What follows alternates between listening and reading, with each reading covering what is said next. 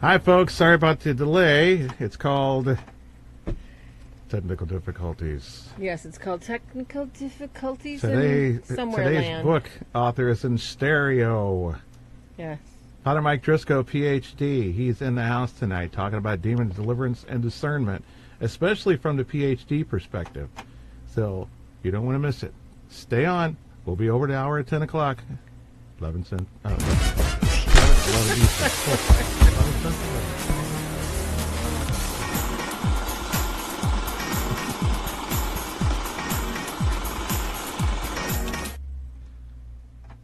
Hello, everybody from TV Land.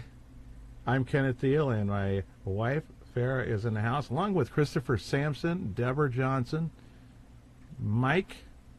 What's your last name again? Norton. Just kidding. Norton. How can you forget the Van Halen belt? Norton of the Van Halen belt. And, of course, we have Father Driscoll. Welcome aboard, Father. Thanks for joining us. Thank you. Mm-hmm. Thanks very much for having me. We'll begin taking us in with the St. Michael prayer, and then we'll get started on our topics. Thank you. Okay. In the name of the Father, and of the Son, and of the Holy Spirit. Amen. Saint Michael the Archangel, defend us in battle. Be our protection against the wickedness and snares of the devil. May God rebuke him, we humbly pray. And do thou, O Prince of the heavenly host, by the divine power of God, cast into hell Satan and all the evil spirits, who roam throughout the world, seeking the ruin of souls. Amen. Mm. Saint Peter, Amen. pray for us. Amen. In the name of the Father, and of the Son, and of the Holy Spirit. Amen. Okay, Father. Let's begin our world news as we roll on here. Yeah, we don't waste no time on that.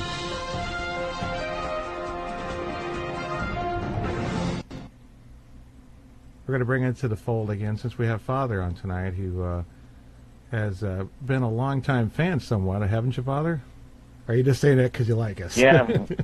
No, whenever we first, I remember you guys called me after my book had come out, and then got on your show. So whenever that was, a couple of years ago, but it's been great to have you as friends, even though we haven't met in person. So we'll have to put that on. The Not calendar. yet. Not yet. Yeah.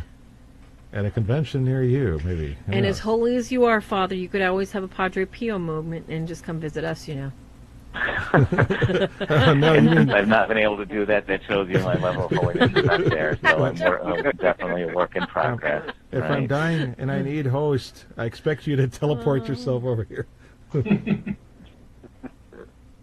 The first topic, of course, with the this horrible incident in the school shooting down here. If any updates that anybody can bring to the table, Father, you wanted to start with your thoughts about the whole ordeal, or the highlights of it, and what you wanted to say. Otherwise, as a listener tonight, you are part of the Serious Six, as Farrah would call it, the Serious Six. Okay, hit it away on the Florida shooter, whatever his name was. Well, when these happen, the question often and very legitimate: is this person, really evil or completely insane? And the two higher powers of the soul, the intellect and the will, that what we share with God. Yes. It's neat to see how the very beginning of the Bible begins with Genesis, God conceiving things, and I shouldn't say conceiving there; it's all in His mind, all present at once, and then saying the word, and it happens. So we see His intellect and will. Mm-hmm. So that's what we share with God when He made us in His image. And so, which of those has gone wrong when someone does something like this? Only God knows for sure. There's a neat line. There's a neat line from Chesterton. The madman is not the man who has lost his reason. The madman is the one who has lost everything except his reason. So it's kind of like that idea that a good conspiracy theory, you can't disprove it. If I say the CIA is following me in that, well, why doesn't anyone see them? Well, because they're so good at it. So you can't disprove a good conspiracy like that, even if it's delusional. But anyway, it seems that usually when someone's intellect gets farther and farther out, when there's overuse of the intellect, that's kind of leads to insanity, as Chesterton's line here is, as they just get caught in a loop of maybe a rational, logical loop, but it's still just overthinking. When I meet people with, depression and anxiety, two common things, one of the main things is to get them stop thinking so hard. Stop thinking about what you're depressed about. Stop thinking about what you're anxious about. We need a little bit of the St. Francis. Get outside, enjoy God's creation, do something, legitimately pleasurable. So that's what happens if the intellect gets, if we're too focused, too fixed on intellect alone. There's got to be a nice balance. But the other side, the will, I think that's the one that goes toward evil. When what will is Satan's sin, some kind of pride. In other words, my will, not God's will. So I guess that's one thing I keep in mind with these cases. Overuse of the intellect usually doesn't end up in, it could, but it doesn't usually end up in evil.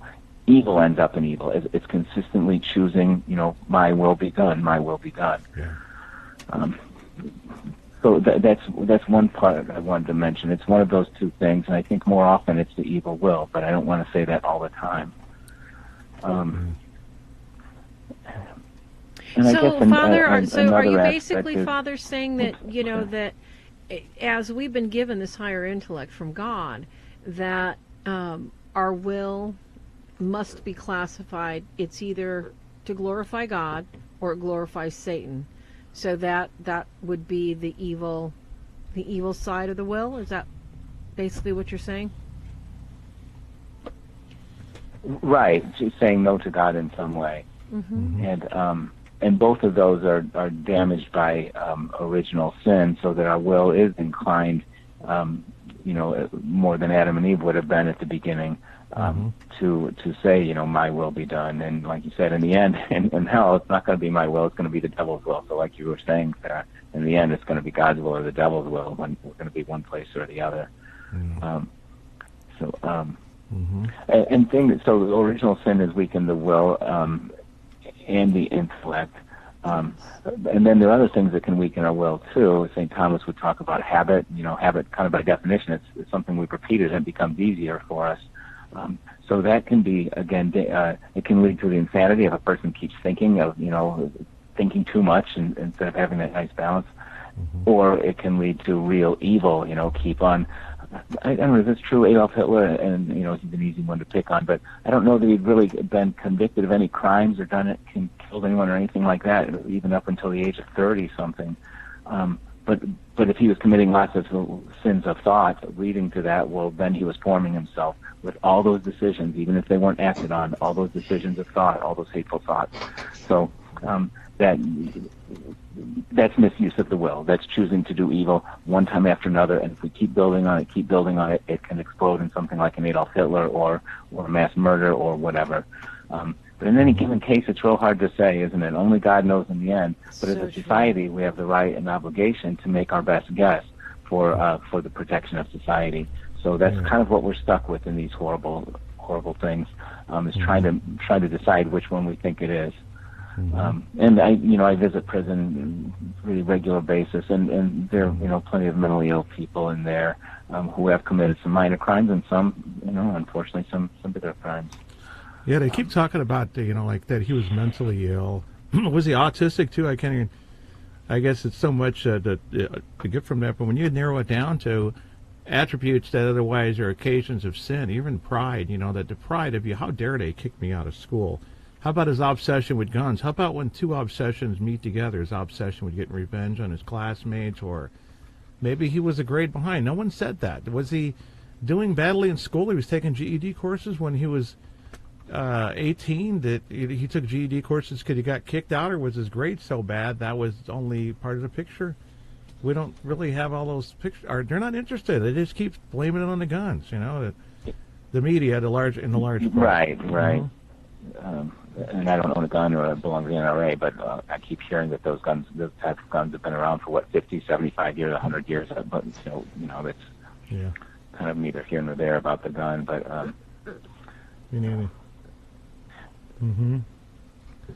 yeah, but the spiritual warfare aspects of this thing is I picture just the old case of the Amityville Horror, the Ronnie DeFeo. Who killed his family, and whatever led up to that, the gun was just this final solution, that he was going to take out. I don't know. Sometimes, do they have temporary insanity like Lorena Bobbitt of the old days or something, these people just claiming and stuff? I mean, I don't even know what the defense of the is going to be. from the attorney, besides mentally ill, but how mentally ill? Here are a few other things I think we look at legitimately when trying to make this distinction, that we have to make for the sake of a civilized society. I think three things we look at are how much planning went into something, how frequent a person has done this, and the severity of it. So let's say you've got a guy who, a guy walking somewhere with his wife, and someone harasses them and he punches the guy. Mm-hmm. Okay, well, we look at it. Oh gosh, this guy's never been the violent crime, and so he certainly didn't have this planned, and it's not that severe. Well, he might not get much penalty at all. Maybe they'll just drop the charge even. Mm-hmm. On the other hand, some guy who punches someone, but we say, wow, that person deliberately went out looking for trouble, and he frequently does this, and he really hurts people. Oh, okay. So I think those three things we look at when we're trying to determine what are we going to do with this person. So that's why it kind of freaks us out, I think, with when these things happen, like Columbine, wasn't that, if I'm remembering right, really, really planned out? Were there explosives and things? I mean, just so when we see something really planned out, it's hard for us, rightly or wrongly, I think it's hard for us to say, oh, they're insane. Wow, well, they're insane, but it looks like they did all this planning. Yeah. So, and I think that's a legitimate question to ask and to look at. But it's not definitive because that I mentioned already, like that Nobel Prize winner who had schizophrenia. I mean, someone can become mentally ill in some way. There's an old French term for it, monomania. A French psychiatrist in the 1800s kind of coined that, saying a person who seems to be, kind of crazy in one sense, to put it bluntly, but in other ways seems very, normal, rational.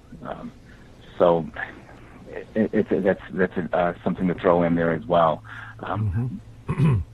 Does this person's ability to plan automatically mean that they were sane? I don't know. I think it leans that way, but I don't know that it's definitive. The more often they've done this thing, like I said, the frequency and the severity, those are things we look at too, to try and determine is this person in some way insane. And by the way, there's no, the DSM is the Diagnostic Statistical Manual. Yes. It is what it is. The American Psychiatrists Association puts it out. It's what we all use as my degree is counseling. And use that for diagnosis. It's okay. It is what it is. It's labeled. It's not really diagnoses in the true sense. It's just kind of labels we put on certain things, and labels are sometimes helpful. Yeah, common ground. But there isn't one for insanity. There's no diagnosis insanity in there. Insanity is a legal term. So that's why you get people on both sides. You bring in one counselor and you bring in another one, or you bring in two psychiatrists and they disagree on insanity. Well, there's no DSM diagnosis insanity. That's a legal term. Maybe a moral one too. We'd say, does this person have any free will, and if so, how much? But it's not really it's not included as a diagnosis. Yeah. All right. I think that we can move on to the next topic, because this is one you probably wanted to comment on anyway, and that's the evils of AI. Pardon me. AI warning: robots will need chipping to stop murderous thoughts. Anybody remember the Star Trek episodes where androids got programmed, where they inserted emotion chips and they didn't handle it very well? One killed all their members of the ship, in one Star Trek episode. Data just had a meltdown. I think he had a laugh meltdown, and they had to shut him off and pull his chip out. But can you imagine if, you program with emotions and they build resentment? And why would we want that? I mean, it's the advantage they have over humans. They don't have to, except for the Vulcans. It's anyway. That's the first part of the headline. It would just say robots will need to be chipped to prevent them from having murderous thoughts. Well, I guess they mean some sort of chip to block such actions. A special ROM chip in their embedded in their hardware. But anybody ever hear of Professor? Can you know this name, Farrah? Let's see. Professor Michio Kaku? No. Oh, okay, that's not the guy that gave the harrowing take on the artificial intelligence during the question and answer session with fans on Reddit, which, if anybody doesn't know about Reddit, Reddit is a very popular social site where you can join a number of different groups, find videos, find just about everything from, how to get fleas off your cats to, of course, AI. Yeah. Well, seriously, I mean, people have different interests, and not everybody is into, wires and tubes and stuff that, is going to eliminate the human race. Yeah. Yeah, so that's... I never quite understand those discussions because, it's a machine, so it's not, it's never going to be responsible for action. So I don't quite get I feel like they're kind of self-aggrandizing, those who kind of think, well, someday we're going to build a robot that's actually going to be kind of human. No, you're not. It's not going to be kind of human. It's right. going to be a robot unless it's a human being with mechanical parts, which we've already got that, artificial knees and stuff. Mm-hmm. But there's no kind of halfway on that. It seems. Am I right on that? Doesn't that seem kind of silly? It does. Yeah, Incredibly. they're getting ahead of themselves, but I think eventually, Yep. see, go ahead. Who's that? I think that's Me? Mr. Van Halen belt. Yeah. Yeah, go ahead, Mike. Well, I worked with artificial intelligence. I worked with robots. And it really surprised me these PhDs get so glamorous about themselves because they're limited by the technology they're using. When you look at an Intel processor that does, 100 billion terabits of whatever it's doing, all it's doing is adding. It's doing different ways of adding. That's all it does. And so they're glorifying this artificial intelligence upon this super software that they're like Father Driscoll said, it's never going to be a human brain. It's not, just by limitations of what it is itself.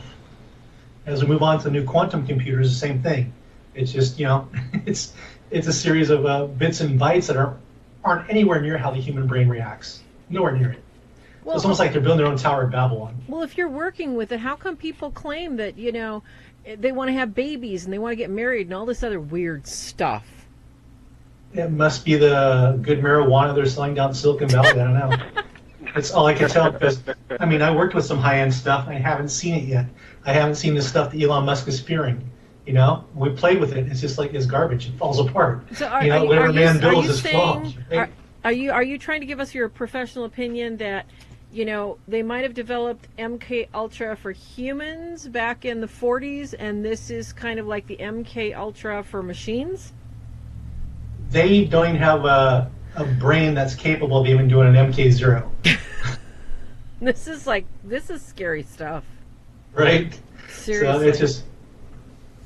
And I think, too, like, whoever does it, there's going to be some 14-year-old kid in UK on YouTube who's going to hack it and break it and publish it. So I don't know where these guys are getting ahead of themselves. Mm-hmm. It's just like they're glorifying themselves. I agree. That's what it is. Yeah. Made in his image. Well, they can't get Right. androids that are looking realistically human do anything walking like a human. All they get is these dogs with that arm on its head that open doors up.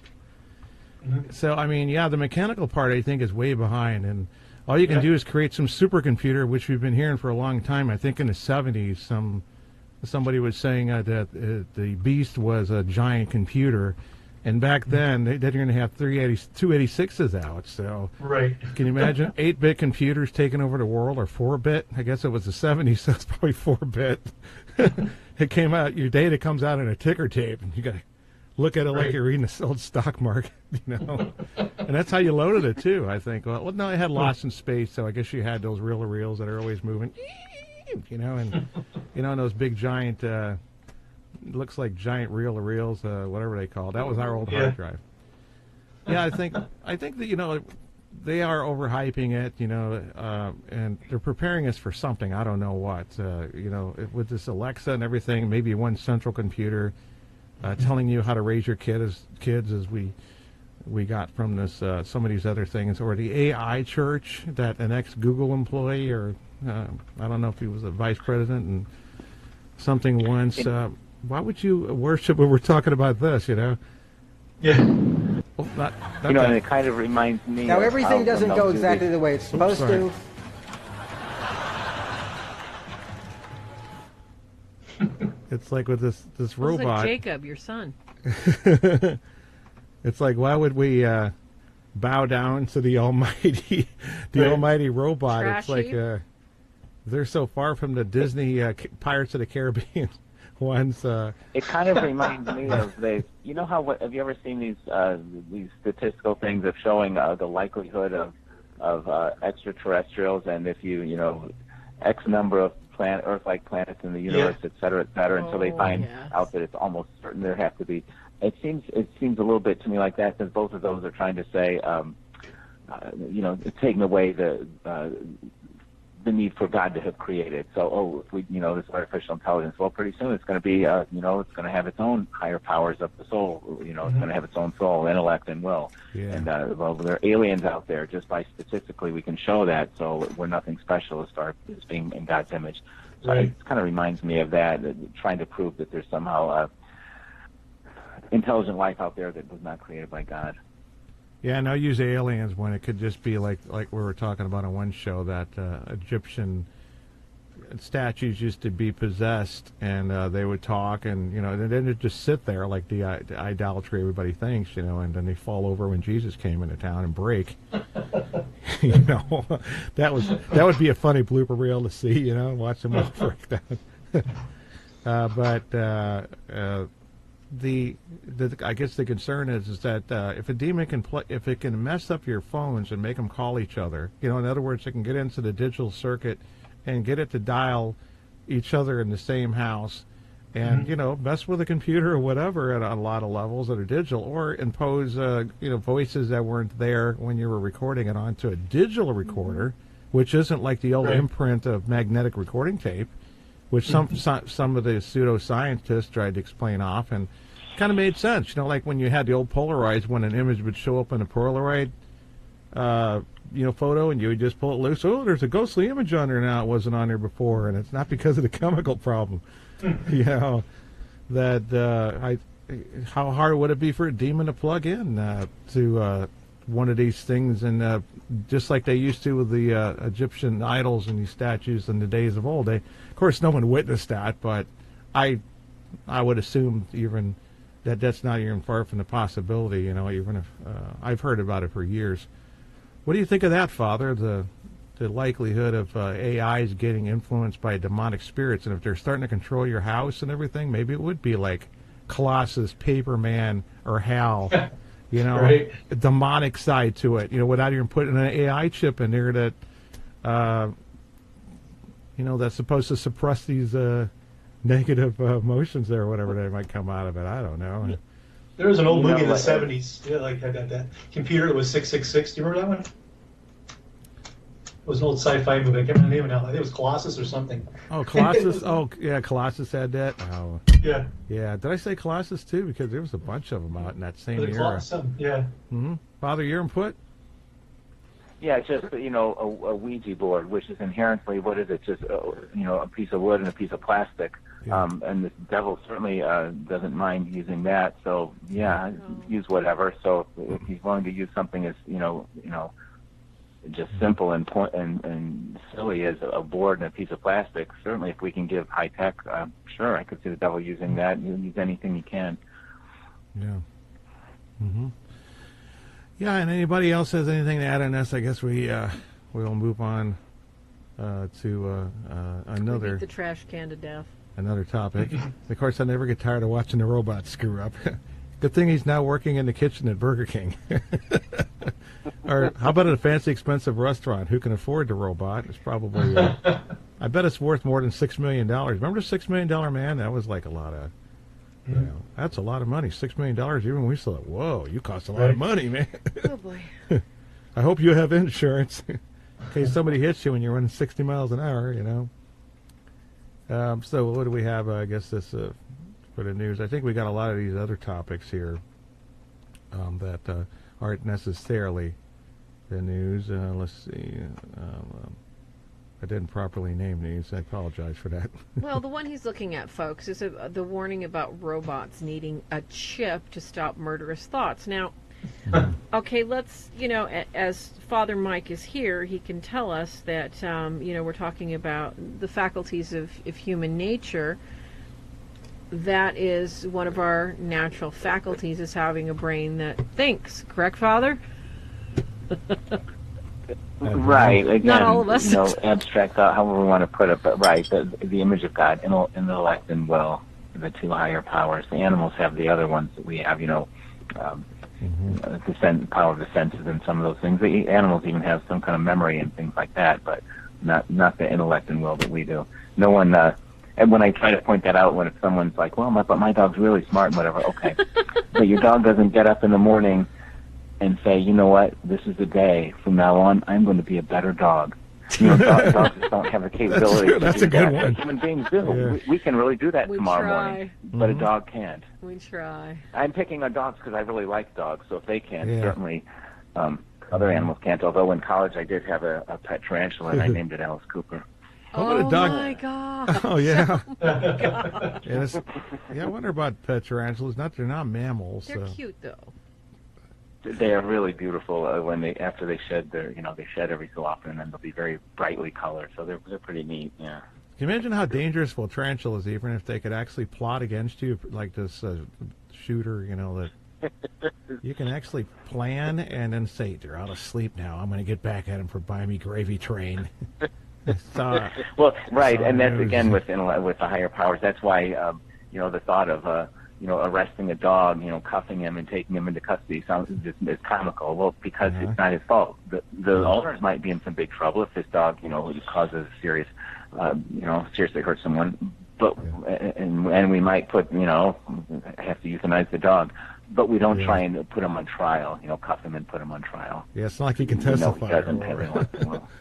It's hard to understand them.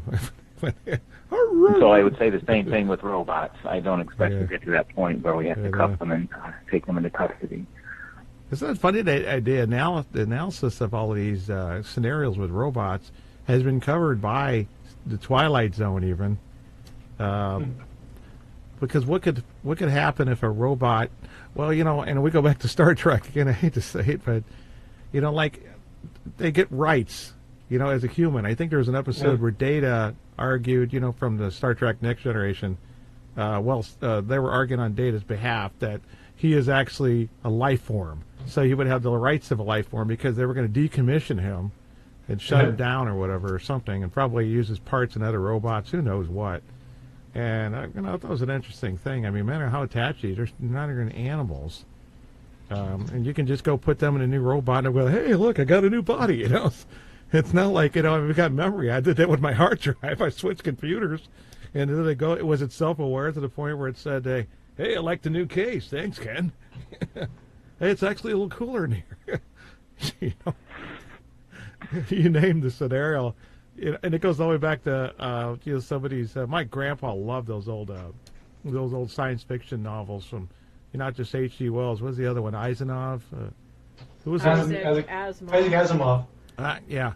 And all of those. Robots Can't Kill. That was I should have got like that. They're very outdated. Yeah, Robots Can't Kill. That movie I, Robot was based on those three. That was very good. Some really good sci-fi, but it was just that. It was sci-fi. Excellent. Oh my gosh, yes. Yes, it is.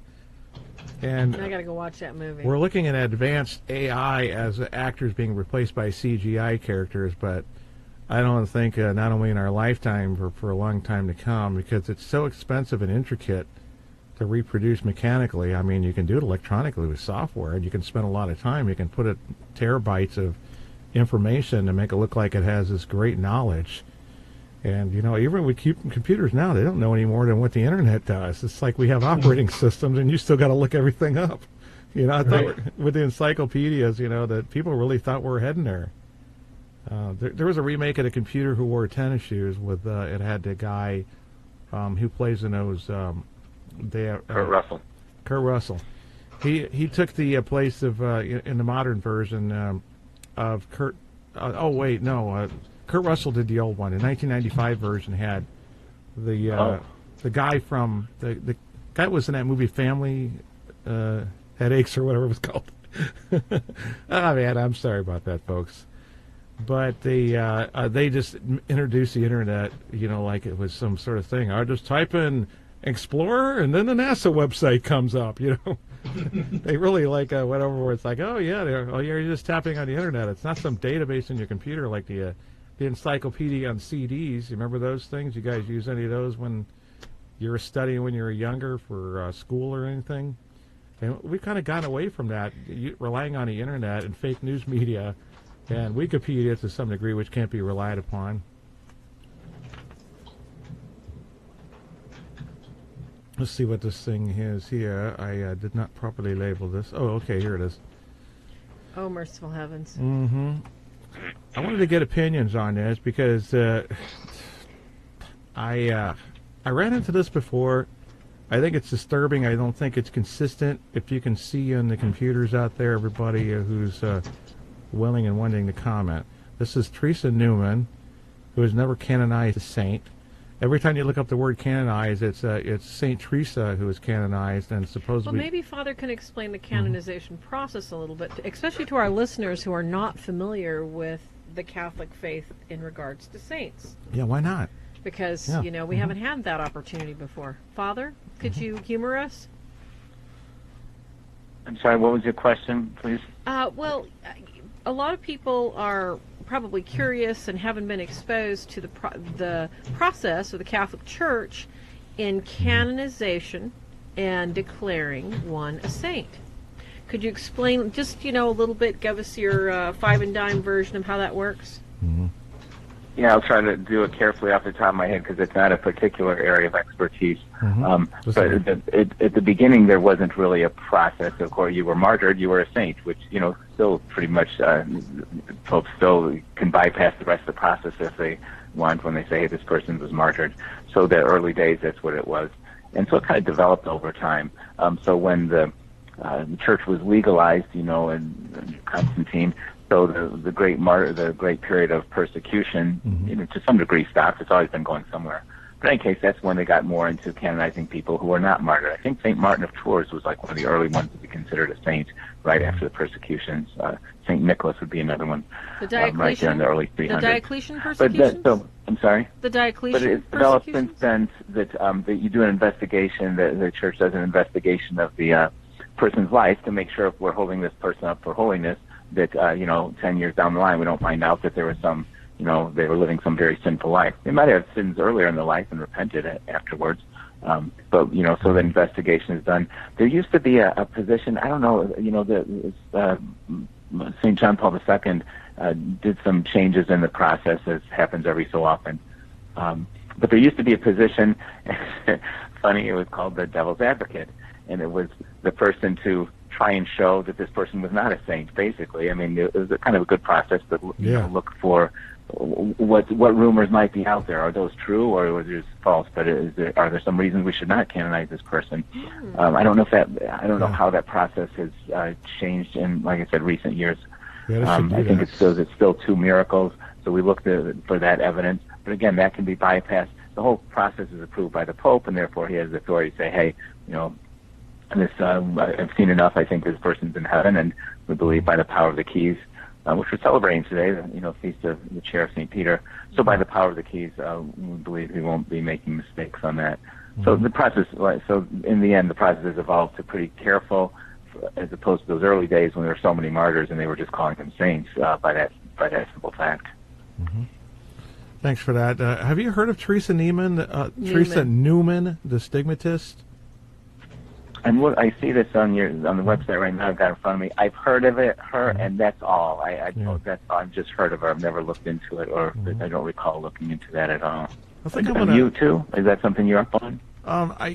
Some of these, but I'm running into more. I think that we're going to write a book that talks about false apparitions, because people don't. What they do is what you just said a minute ago, was that the church used to look at it from the backside. That's how we diagnose a lot of these, and we'll get into that a little bit later. Possession versus mental. Sometimes you got to look for the elements of possession first, rather than to send them to doctor.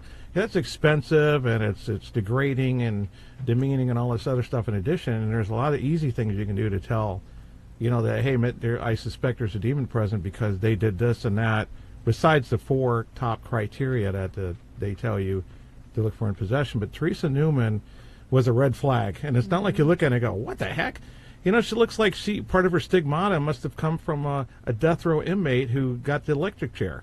Right. Where is this bloody eye stuff coming from?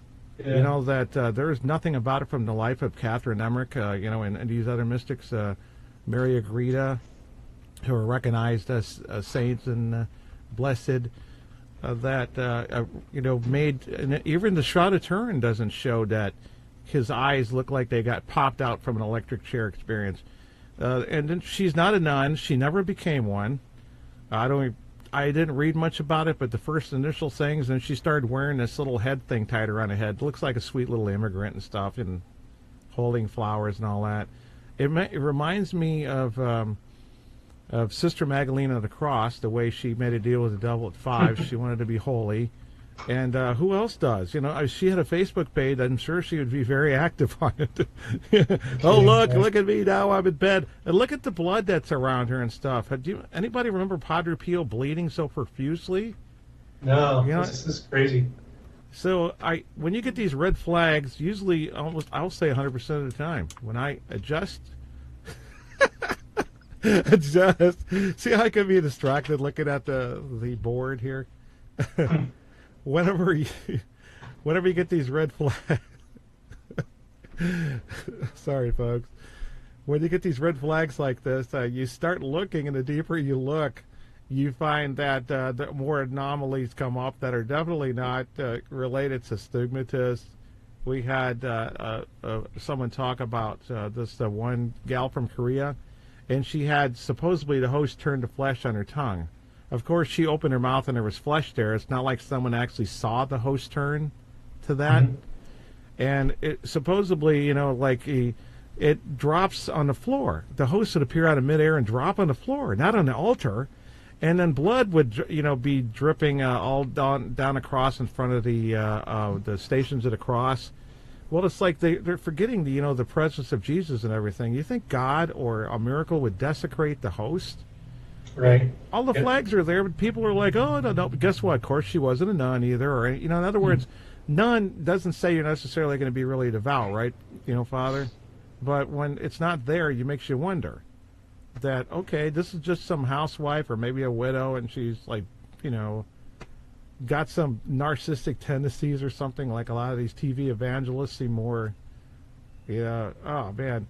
Well, personally, when I'm looking at some of the, alleged, maybe current ongoing apparitions, if I look at the ones that have been approved by the church, one, like you said, the person went off the rest of their life, kind of contemplating what they'd seen. So, Bernadette was a nun, Lucia went off and became a nun, Juan Diego became a hermit, as opposed to someone, then traveling around getting publicity.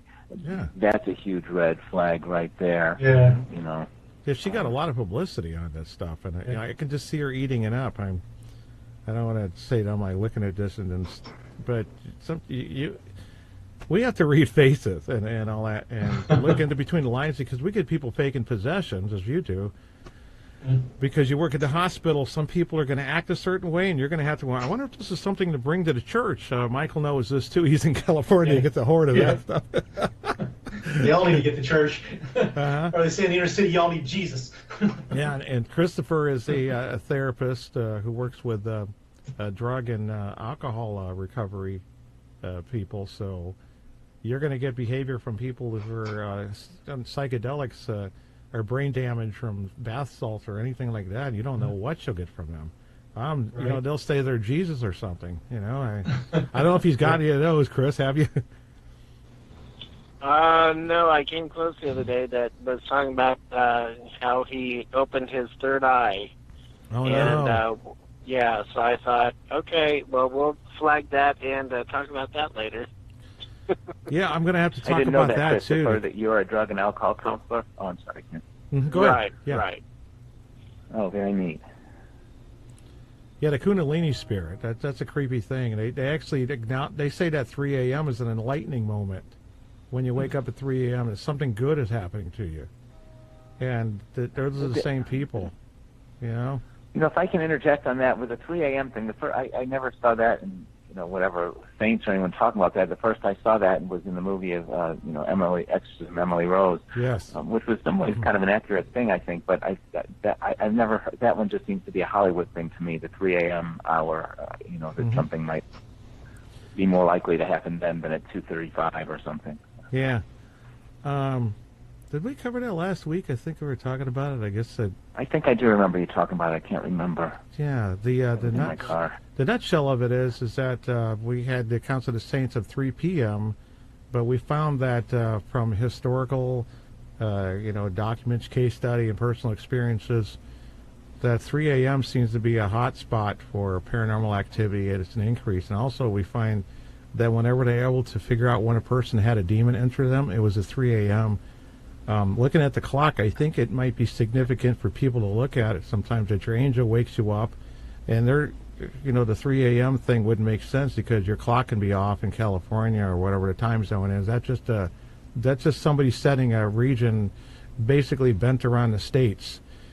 But to one extent, why are you waking up at 3 a.m.? But around between the hours of 2 and 4, something happens that is diabolical, and we think it's because the veil between this world and the hellish world is that it's sin is just as 3 p.m. was the time for the Blessed Mother Jesus to assume and to ascend into heaven, and Jesus died on the cross at 3 p.m. and some other things, if I can remember some of the saints' accounts that of things occurring at 3 p.m. Some of these miracles happen at 3 p.m. too, in apparitions of the Blessed Mother that were approved by the Church. But the 3 a.m. thing seems to be the diabolical opposite, and the way the devil likes to mirror and kind of parallel and mimic things, but usually does it backwards. Good is bad. Like in politics now, we're led to believe that good is bad and bad is good, and somebody's upside down ideas like trying to switch gender roles and so forth. Kind of we almost expect it on a kind of a philosophical sense. I wonder, though, if I can interject again on that, I wonder how much of that, when it's not something really diabolical, how much of that is coming from the pop culture aspect of demons. So I wonder if someone is worried, I'm in a hospital that has mental health units, so I meet people with, the whole range of some milder things and then some very hard, schizophrenia and who think they're seeing demons and whatever, and hearing demons, dreaming about demons, and sometimes they might be. But I wonder how much of it, because everyone now, since the 70s with the Exorcist movie, there's so many movies on that topic that there's a lot in the pop culture, and I wonder how much of that it would be coming from that people who aren't really having kind of demonic problem but are afraid of that 3 o'clock hour, or how much of it would be the devil even mimicking pop culture, okay, I'll feed into it. Just like he never used Ouija boards until they were invented, you know what I mean? So he'll use whatever comes along. I see what you mean, because the devil will take advantage of somebody based on what they know so he can manipulate them, and then on the other side, they manipulated themselves into some sort of almost a psychosis or a delusion, or because if they watch too many paranormal shows. If a person's afraid of that 3 o'clock hour. Oh, okay. Well, then we'll take advantage. Well, that's been going on since 2000. I think was the beginning of Ghost Hunters, and I don't even know if it was actually, often portrayed in there to where people start picking it up at the Warrens, and but other than that, I think it wasn't that hot. The St. Benedict medal wasn't even known so much until 2008 on a more mainstream level. But that's very interesting. I guess was not familiar with it until recent years either, but it's been around so long, so it's just interesting how some of the the private devotions or sacramentals, the Divine Chapel of Divine Mercy, of course, became more popular when she was canonized, and because John Paul II was from Poland. Those are neat things how those things spread around. I think all three. Your two things, and the one I originally gave as a definition of why 3 a.m. is significant, and this is when it is real. That those three things are relevant, and we have to consider all of them. That's why we consider it a red flag, but it doesn't begin and end the list. Like we have those criteria that are more red flags, some more than the others. Now, if I hear that they're waking up every night at 3 a.m., it's really hard. I mean, if you do it over time, you wake up at 6 a.m. to get up for work, you don't even need the clock anymore. If you already got yourself into that, and that's if they're honest with you, are you obsessing over some movie and you're worried about waking up at 3 a.m.? If you get in the habit of waking up at 3 a.m., I guess you will at some point, even if there's no spirit there. And that's what we're talking. We got on 3 a.m. again, Farrah, just to keep you in the loop. So but the Teresa Newman thing, we're gonna talk more in extent about false prophets and stuff on another thing. This is stigmatist. That's almost a half of show in itself right there. Look for the negative stuff. We always say that. Mm-hmm. Look for the negative, because the negative defines what they are. Like let's say the Antichrist is here, and he defines all of this all these wonderful miracles and says all these wonderful things, but he's got horns on his head. Are we going to forget? I mean, I've never seen a demon manifest that way, and in front of me or in life. It's always in another form, and that's actually a red flag when someone says that it manifested with horns, because it's so uncommon. One of the rare cases with Deb, who's silently listening in the background there, is that her husband and Elise saw a horn. It appeared as a horn thing. That's usually whenever Satanism is involved. Right. But I think that it is important to keep our show on track, and we'll go to break time. And we're going to continue more with our special roundtable guest of Father Mike Driscoll. Talk about his book, his plans. We didn't really give into his bio much, I guess, and that stuff. We just kind of threw him in there. I'll have to put the bio in the YouTube description below. Yeah. That's for sure. Always nice to let a guest talk when we invite him. What are you trying to say? We're just having one of our Ken Father Driscoll conversations. That's what. That's nice for the rest. The of idea. us. Let the guest speak. We'll be right back. Oh, somebody's got to give you a hard time. Yeah. No, poor Farrah, you bailed when Ken and I were talking so much. I on the phone, whenever that was yesterday. I think you thought, I'm not going to get a word in between these.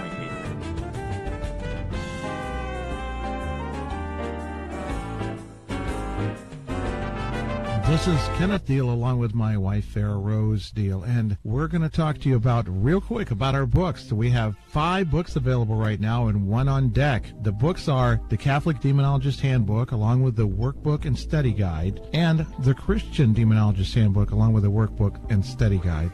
And that's for all denominations. While we also have the Haunting Self-Help Guidebook. Any and all of these books are going to help direct you to not just the natural causes, prevention, prayers to assist you, to keep you and your family protected. Yes, real solutions done by real people in the field. And we're sharing our knowledge and information to help you help yourself, or help a friend or a client if you're in the field yourself. www.swordsofstmichael.org or www.catholicdemonologist.com. You can buy the books direct and get them personally signed.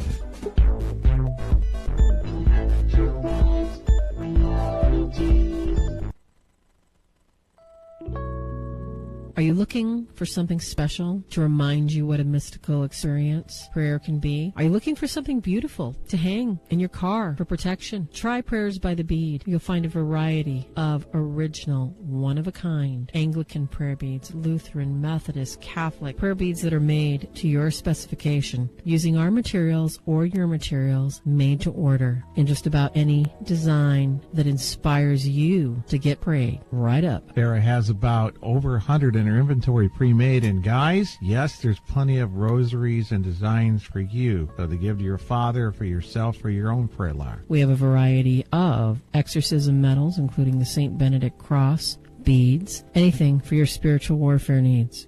So, if you'd like some more information, find my page on Facebook, Prayers by the Bead. www.etsy.com/shop/Farrah Rose. Or on Facebook, Prayers by the Bead.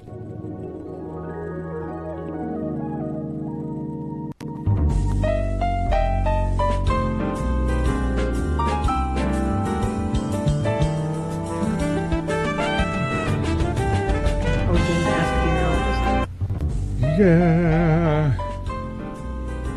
Hey, ladies and germs, welcome back. That's our late night music. This is a late night show. And thank you all for joining us this evening. It's awfully nice to see new people out in chat, like Rob, and of course the usual, Ann and Zulma, Patricia. I'm trying to remember everybody's names because I'm over 50 folks. Laura, Jennifer, Rose, Thena, and of course Deb's out there, and Denise. She is. And yeah. So, and thank you guys for all the hearts. I see them coming and dancing across the screen. All right. Hour 2. Here's our next one here, Farrah. Joy.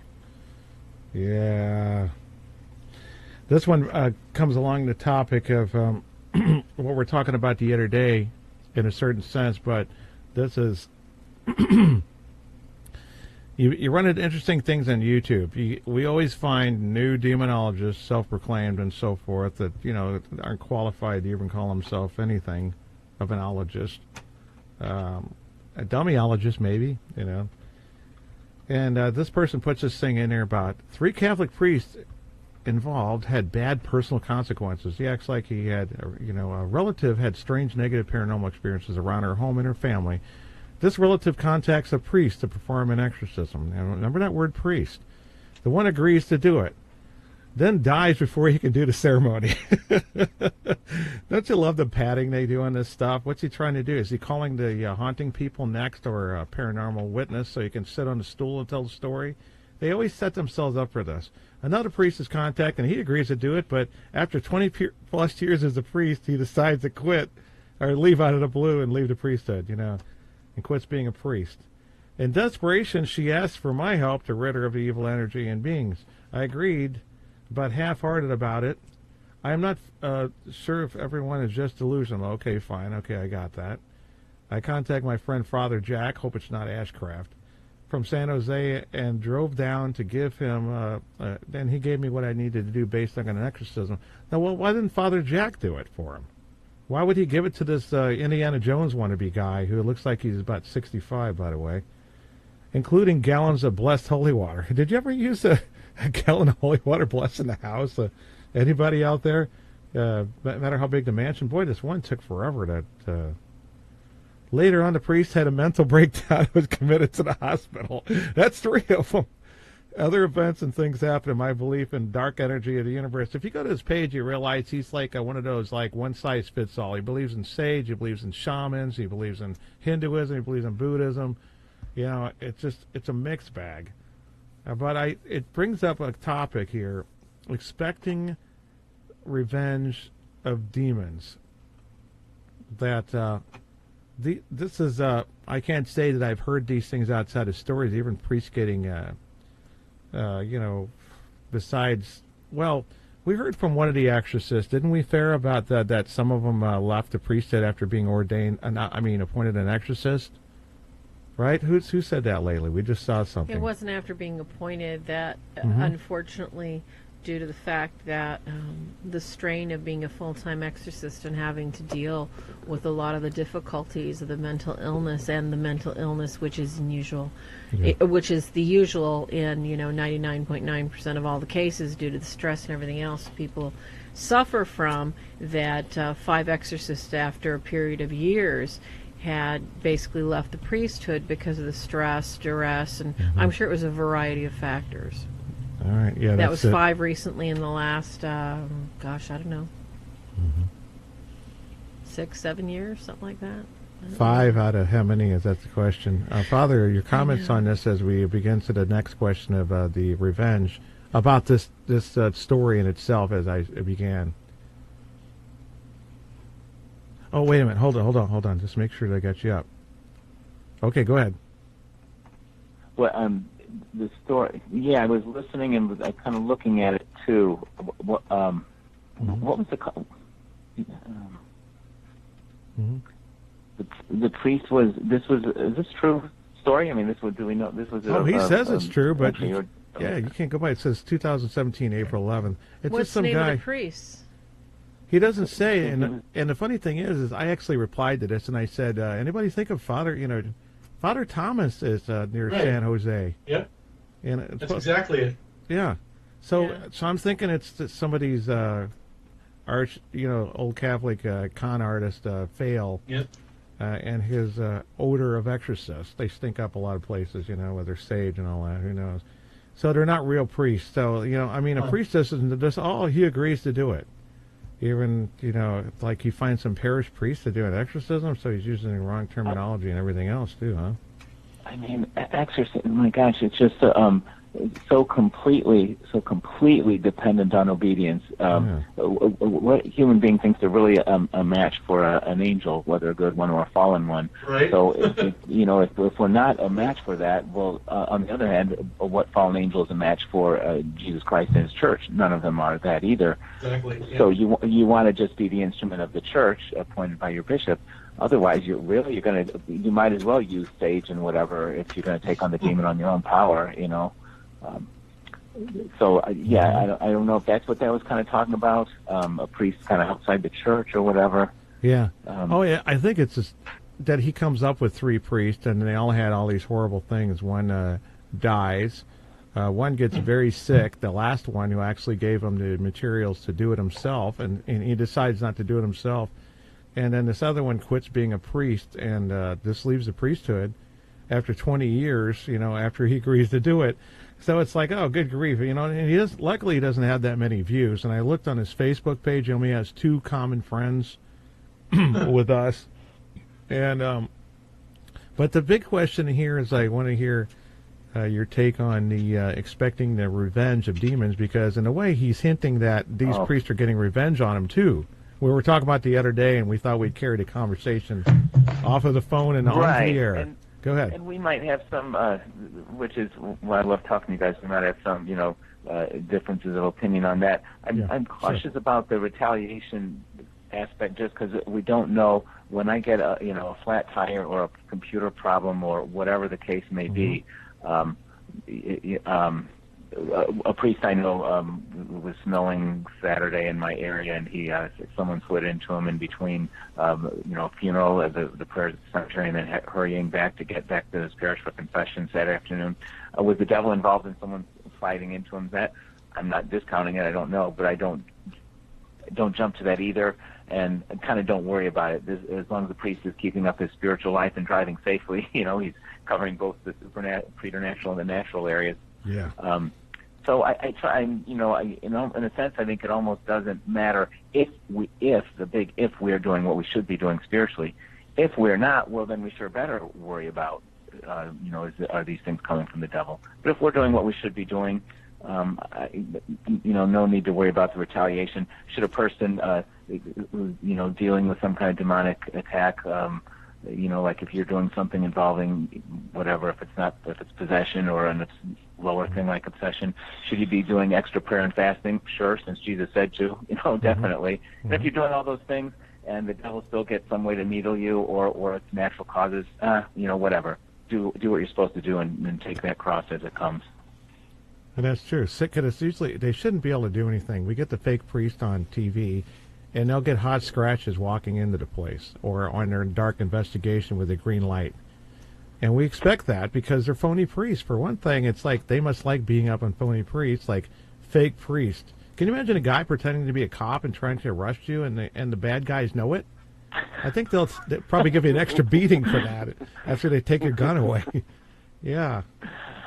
Okay. Father, we have a question from the chat room. There's somebody who wants to know, people do exorcisms in other countries like China, etc. What is wrong with their exorcisms? And I had spoke up and I had put in, it depends on their denomination. I mean, a Catholic wouldn't go and do a Baptist or, What is your take on that?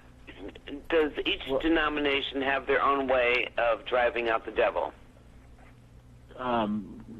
Sure. We wouldn't. Actually, a Catholic priest could do, an exorcism of a non-Catholic. If that, there's no absolute rule against that. I don't know how common that might be, but there's certainly not, nothing in the rite of exorcism forbids that. They have to get permission from the bishop and the pope.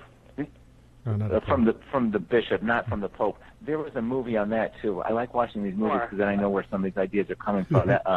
That one, maybe The Conjuring, where the man did an exorcism, and in the end, because something about it, the person wasn't baptized, so you needed permission from the pope to do it. Well, that's not in the instructions in the ritual. Actually, the thing to do would be try and convince the person, let's start with baptism. That might cure the whole problem. But right, that was back in the day. I agree with you. Right. Yeah. But I'm talking over, say, 38 years ago, 39 years ago.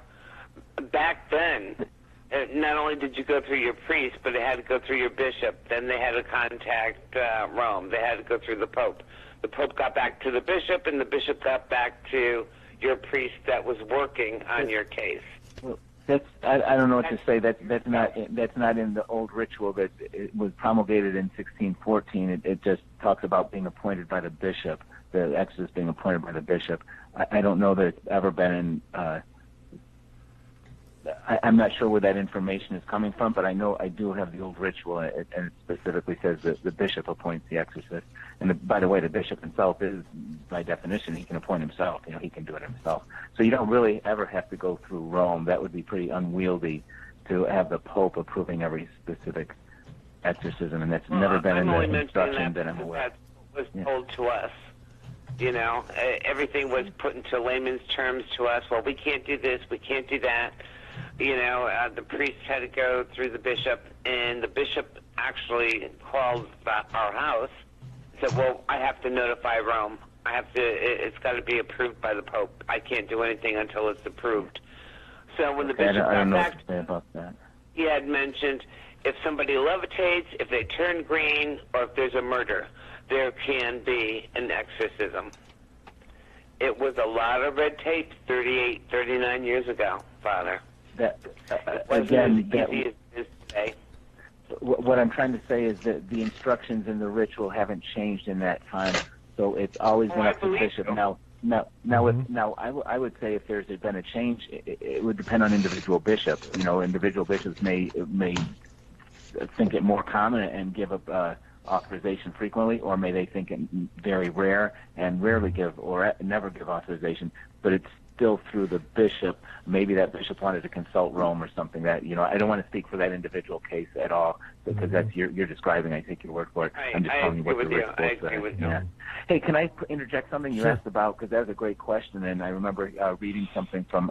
Maybe I heard it. I think I heard it in a talk from Father Fortea, if I'm pronouncing the Spanish right, a Spanish exorcist, and he talked about what about. He was even saying about non-Christians. And I thought this was a great comparison. So what if you've got some, whatever, tribe or group of, whatever, pagans in some, country that's never really been Christianized, and some apparent evil spirit, and can their shaman, their whatever leader in some way, drive out the demon? He said, well, if that man is, has a certain moral, natural moral goodness, he doesn't have the grace of baptism but what if he is, by what he knows, has some natural good moral standing, then his prayer might be honored by God. It would not be a Christian prayer, but it might be honored by God. But he said you would never want to do that. That would be a case of, people doing what their limited knowledge and means allow. And here's the great comparison he gave. He said if you are, out in the desert, and here's some puddle of water, and you haven't had water, and you're going to die if you don't get water, you might drink from that. Now, that water might have bacteria and kill you, or it might not, and it might save you. But if that's all you got, you might use it. So that's kind of the comparison he gave with the pagan shaman, whatever. He might be a good guy. I would take my chance and drink it. Right. No exactly the point. Yes, we would. And so if a person's possessed by an evil spirit and, whatever, the family takes him to the local shaman because they don't know anything about Christianity, that might help. On the other hand, what if that shaman is not so morally good? Well, it might make things worse. So we would never want to do that. It was just, I thought it was a neat point by Father Fortea that, under those circumstances, people do the best they can, but it's not very good. But just like that puddle of water, just like you said, I'll drink from it. I don't have anything else. Anyway, I thought that was a neat example that he gave. Yeah. That's kind of like the way the Jews were restricted before in the past, that they can only beg God that your daughter or son or whoever was freed from the demons. You couldn't throw Jesus' name in there and go through his authority and his passion and death and so forth. Any Farrah, did you see any questions in the chat room? Well, other than that one, that was a good question. Thanks for catching that, Deb. Thanks, Deb. There was somebody, I think it was Athena, had a question about prayers, Father Driscoll. You were talking about, and I'm completely on deck with you there. I agree. When priests and people involved with priests that perform exorcisms, when they keep up their spiritual life and they're basically going to confession regularly, they're like he said, things happen. People get in accidents, people trip over their own 2 feet, your radio goes out, stuff dies. It's not, you can't assume it's an attack.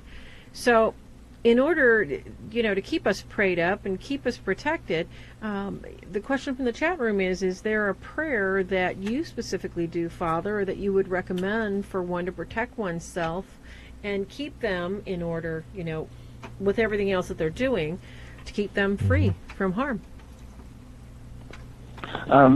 Not really a specific one. I think something that's neat though is to kind of look from the rite of exorcism, what can be done by any of us. Like a litany of saints, perhaps. So exactly, the litany of the good saints. How about the litany of the precious blood? Oops, I'm sorry. Litany of the precious blood. Is that in the rite? I know the litany of the saints is. I don't think the litany of the precious is, blood is, but that's certainly great. But again, that's an approved litany of the church. So that's great. I'm thinking in the exorcism rite, there are several gospel passages. I think I have these. I'm really not trying to plug my book. We should put these up just so that people know I'm not plugging the book. But I think I put these in the back of the book. I think some of the things from the rite. So certain Yes, gospel readings, the gospel readings you'd expect about Jesus driving out demons. And there's a great line in there in the rite that says the exorcist should pray over and over again the Creed, the Our Father, and the Hail Mary.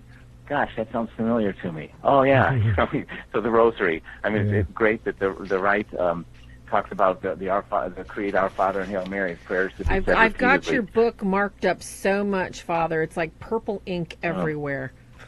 The rite talks about having a relic handy, having holy water, having a crucifix. So all those things, we can do so much from the rite of exorcism. I would say do those things. Since the priest is doing them during an exorcism, the only thing we're missing out on, is the direct commands to the demons. That's for the, And you know by what, definition, Father? the exorcism. I important, love your information on the guardian angels. Okay, Saint Raphael, your guardian angels. Angels are wonderful intercessors for us, and here to protect us. My first name being Michael, I've always just really, you checked it hopefully to your patron saint in some way, and so I always liked Michael and the angels. But there's another one that I like, the chaplet to Saint Michael and the angels. That's and again, Solitude the to choirs, yes. The 9 choirs. It used to be in the old the the Racolta, which was revised. It's now called the Handbook of Indulgences, and was simplified by Paul VI, and which is fine, but so some of the things were taken out of it. Not that you don't. It was getting to be a very thick book of so many specific things. Paul VI simplified it. But in any case, that chaplet was in the old Racolta, which tells me it was had some official standing too. Certainly, St. Michael prayer, which was authorized to be said after Mass by Leo XIII, who wrote it. So anything that's got kind of was an indulgence or in a prayer book, a liturgical book, those things, if anything, might have more power. That's where I would look. I'm careful when people talk about a really powerful deliverance prayer, and it's a prayer that someone made up. Made-up prayers are great. We should pray to God in our own words all the time. We just shouldn't think that because I've called my prayer deliverance prayer or got it from someone else who called that, now it's got extra power. I'm just a little cautious about that. It's great to pray in our own words, but not to call them deliverance and think therefore that made it stronger. That's good you just said that too, because the structure of prayer is essential, and that when they leave elements out, it's not going to pack the same punch. And in the seminary, you learned about the structure of prayer, what's necessary. Even when you go into Blessed Sacrament, there's an order of things and how you should approach the Father and begging him to help you to pray to deliver your son or relative. I mean, even as of course, as a priest. Any thoughts on that as a structure of prayer that makes it pack a more punch instead of doing one of those, Father God, please deliver my son. Sometimes people think if God doesn't answer, it's not God's will when they do this simple prayer. And they can do so much more, especially the intercession of saints and all that. Can you add to that? I'm trying to understand your question. Just what because I was talking about like some of the saints when they talk about how to go about praying. Like let's say Francis de Sales from Introduction to the Devout Life, kind of helping us along to if we define prayer as lifting our heart and mind to God, how to best do that. How to open ourselves to to higher forms of prayer, mystical prayer, something like that. Is that? I'm sorry, am I addressing the question? Because it's the structure of prayer, it can go in any direction. Yeah, I see what you mean. I guess that was particularly because the show is mainly about spiritual warfare, that when people just do made-up prayers off the top of their head, that we can't assume that we're going to be divinely inspired when the saints already had pre-canned a lot of these, and the fathers of the church, the scholars, and especially when they have the experience toe-to-toe with the evil ones, that it's so much more potent. And, is there certain elements that, are more potent than others? If you're making up a prayer off the top of your head, you don't have a book with you, that are good to combat evil? I mean, not that I'm aware of, and again, I kind of just fall back on where would rules like that, where would models like that come from? You could say kind of from liturgical prayer, but even that looks different. A blessing, especially a blessing in the old ritual. It's interesting. The new ritual, they made a lot of the blessings kind of very similar. An introduction, a reading, petitions, and things like that. Whereas a lot of the old blessings did not have those. The old blessings often included a line about driving away the devil, whether you're blessing a church bell, water, candles. You're always throwing a line, even the anointing of the sick, which was, extreme unction, as it was called.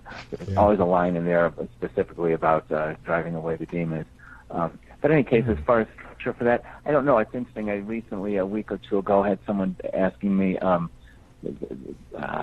without going into detail, about a deliverance, how to do a deliverance prayer, and they said by the time I had looked at all these official, or I shouldn't say unofficial, deliverance people, they said, my gosh, the number of things that they said you have to include this, and another deliverance minister said, and you have to include this, and these were all Catholics, and it's just like, well, those are all nice things. I don't even know what the number of different things were.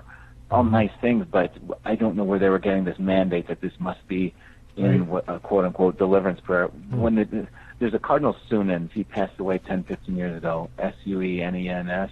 I think he's from Belgium. He had a neat book. I can't think of the name of it. Just if you were to Google Cardinal Sunen's book on, the devil or something. He said, keep in mind that the number one deliverance prayer is going to be the Lord's Prayer. Jesus told it to us. We ought to start with that one.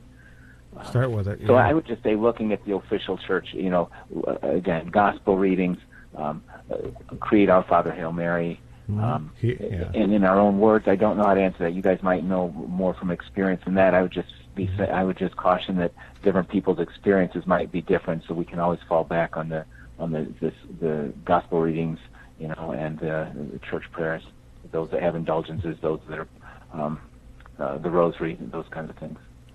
I think we should hit on the big one, and I think schizophrenia. Boy, the more we research that, so we can catch that little difference, I don't know, what you call signs that it's more mental than it is spiritual, but demons mimic these things so well on purpose to some degree, and of course it can parallel it because I think science in their blindness of atheism of a sort and humanism, which begins with Freud and so forth around that same time, communism and all that stuff rushed in after Fatima, that we don't know if we can trust either side too much. We don't want to call it a demon. We don't want to call it schizophrenia. And I think that's the big question. And I'd like to hear your thoughts, beginning with that. And schizophrenia versus schizophrenia, in my mind, that's the tough one when you're trying to, how much of this, and in the end, you're not going to oftentimes not get an answer how much of this is demonic and how much of this is just fallen human nature from original sin. It's interesting. Sometimes I'll see in some of the psych literature, demon possession is actually probably multiple personality disorder, or as it's now called, dissociative identity disorder. Yes. That I don't know how that would be confused. Most of those, when a person has those, it's usually from abuse, horrible abuse as a childhood. Right. And most of those personalities are not evil. You might get one that's one or two that are very bitter, angry, vengeful, but others aren't. So setting that one aside, schizophrenia is a tough one. And I do meet people who, I think I mentioned earlier, say that they're seeing demons, hearing demons, having nightmares about demons. Well, actually, here we'll say a prayer, and I typically, say the St. Michael prayer, the Lord's Prayer, Hail Mary, and sprinkle them with holy water. And oftentimes they'll tell me, I'll be seeing people for several days or more if they're in the hospital, and they'll tell me, yeah, that's helped. So how much of that, the science would say, oh, that's placebo effect. Well, I don't know that, and certainly I think the prayer is going to help.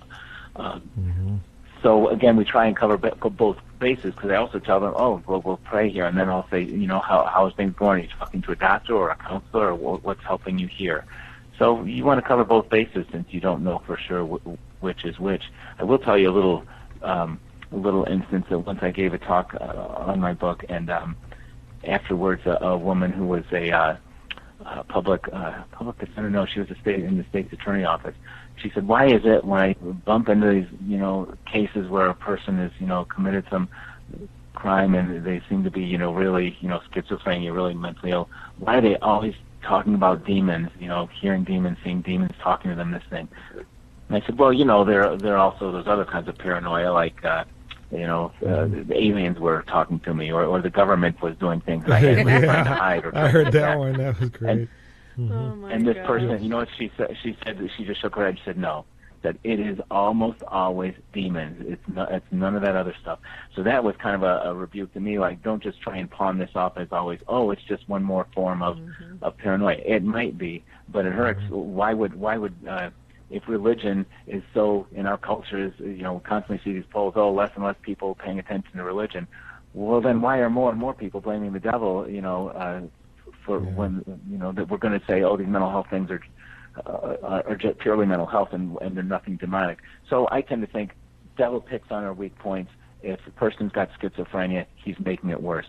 Father Vince Lambert, his exorcist in Indianapolis, I remember said, as far as the case of full possession, he said all of them also had some kind of mental health problem. Hey, if you're the devil, sure, pick on that person. No one will believe them. They're already weakened in this area, and you can make them even more miserable. And the devil is just, cruelty and full of complete cruelty, complete, sadistic. And you can get that masquerade with the demonic. Yeah. Even, as we said, they can mimic psychological ailments and so forth. And as they appear to, to a parent as a child, a parent will, rather than a teenager, it wouldn't work with a teenager to be like, go away, brat. And they appear as a lonely in the afterlife teenage boy to a teenage girl playing with a Ouija board. So they customize themselves. For the New Age person, it's UFO, alien.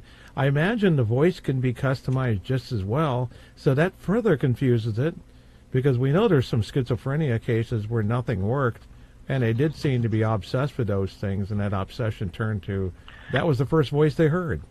At least the theme of the voice, so to speak. And Father, we also have another question from the chat room. Okay. Sure. Okay. So I don't lose it. I'm sorry, Ken. Sure. Oh, okay. Explain why not to open the third eye. And I've always known that the third eye was tapping on the synaptic nerve. Or synaptic, I should say. But why not open the third eye? I'm sorry, I'm not familiar with that, so maybe you can kind of tell me more about what the third eye is. Tapping on the synaptic nerve in the center of your forehead, and you can go into thought that way, and it opens it up so that spirits come through. Yep. Mm-hmm. Father, it's basically based on the Hindu philosophy of the entire body is an energy portal that has all these openings, or in other words, chakra points, that the India Hindus call them flowers, the Kabbalists call them geometria, And what it is the third eye. Supposedly, the top chakra on top of your head is basically how you transfer your thoughts to the universe. The one in between your eyes, which she's talking about, is supposedly so that you can channel the essence of God and gain access to these higher beings. And, when people tell you you're supposed to open your third eye, basically they're telling you, why don't you just let yourself be possessed? So Deb was relating the question is, why would you tell somebody don't open it? I mean, what could somebody do if they're playing around with this New Age opening their third eye nonsense? Yeah, thank you. Nonsense. Thank you for that one. Yeah, I wouldn't. I think it's the devil just messing with. When someone's a witchcraft spell, I think it's all nonsense, just babble, nothing. But if a person's doing it with the intention of trying to contact some power other than God and the angels and saints, which they are, okay, well then they're opening themselves. So I think whatever this thing is, I don't know what people are considering it. If it's some kind of an Eastern medical thing, I'm a little doubtful of it. I like to be open to alternative medicine as long as it's not invoking other whatever spiritual power. But if it's some way of trying to do that, get some other spiritual power, then whether it be a third eye or a whatever, 6 toes, I don't know. It's just we don't. There's no reason to go mess. There's no reason to go messing in that direction. That can't be good. That can't be from God. So I don't put any credence to the fact of this, whatever this third eye thing is. I do put tremendous importance on the fact that someone's trying to tap into some spiritual power. There's no tapping in. Either we're praying to God, the angels, and saints, or we're opening ourselves to evil. There's no, there's no in between. Well said, Mike. Go ahead. Yeah.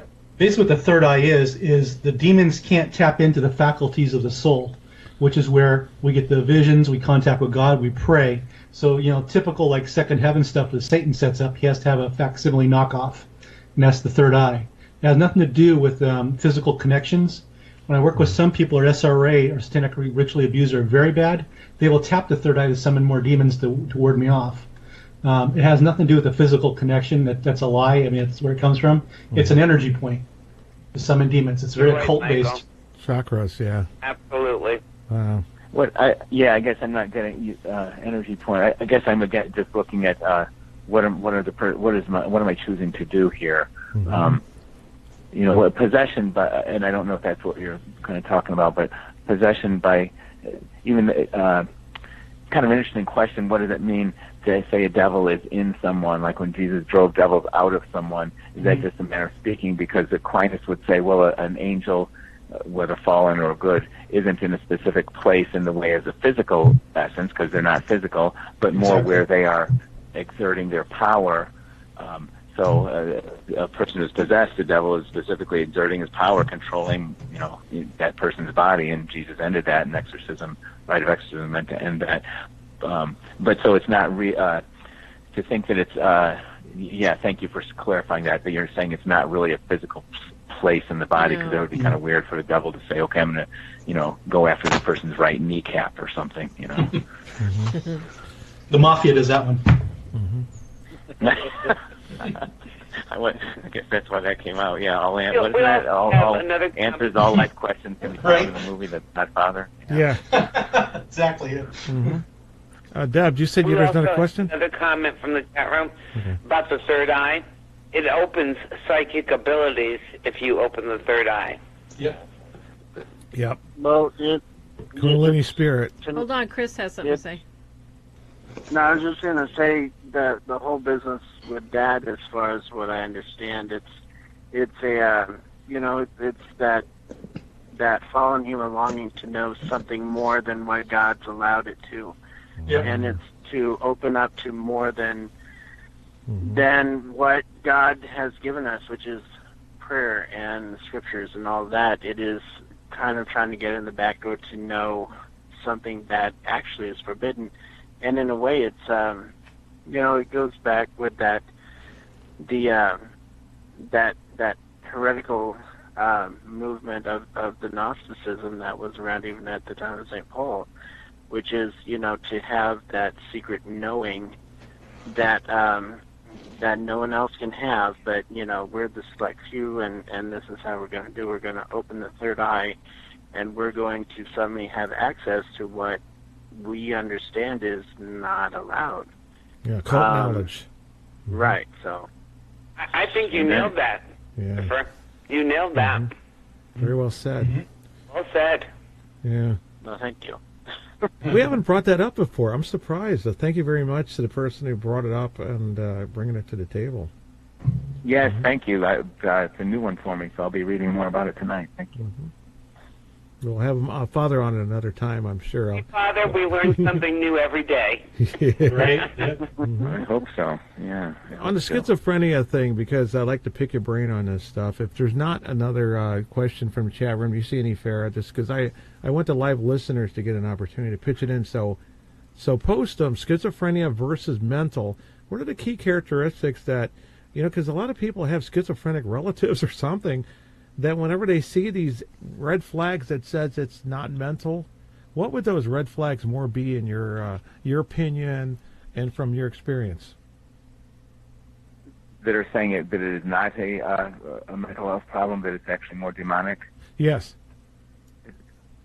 I guess, I'm not sure that I've seen anything directly demonic. I always, again, a basic principle like Aquinas would say, we look for natural explanations first, and not that they're certainly not mutually exclusive. That's in my mind the main thing to keep in mind. We're not looking for one or the other, but maybe which one is predominant. Right. But with schizophrenia, the delusions, which are false beliefs, people following me, whatever, that kind of thing, and then the hallucinations, which are false sense perceptions, seeing things or hearing voices when there's nothing physical there to see or hear. So those are signs of schizophrenia. Some people might have those and yet be able, I've talked to people who have those and can be pretty coherent. And still within schizophrenia, but a kind of a different type of symptom is this kind of incoherent speaking. So I've met people like that who don't seem to be having hallucinations or delusions, but just don't make, talking, and words are coming out that aren't strings of words or strings of sentences that don't make sense. So all those can certainly be mental health problems. The devil might not be involved in that at all, other than the fact that he's always making everything worse, I presume.